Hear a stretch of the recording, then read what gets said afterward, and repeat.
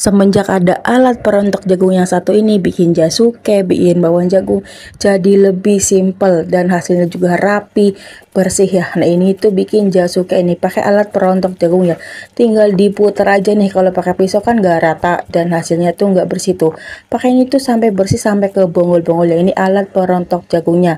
Nah udah, jagungnya tinggal dikukus aja ya. Nah ini kita bikin jasuke dikukus aja 10 menit atau 15 menit. Nah udah, tinggal masukin ke mangkok kecil atau ke wadah. Nah tinggal dikasih margarin dikit-dikit aja, terus ada pakai susu kental manis ya. Jadi saya pakai satu saset itu buat 3 mangkok biar nggak terlalu manis ya. Nah udah, tinggal diketaburin keju di atasnya. Ini makan mantep banget ya, bikin jasuke yang simple banget, hasilnya juga rapi, rasanya juga enak. Nah buruan deh, buat bunda-bunda yang mau alatnya juga silahkan ceko sekarang ya, alat perontok jagungnya yang hasilnya bersih sampai ke bonggol-bonggol.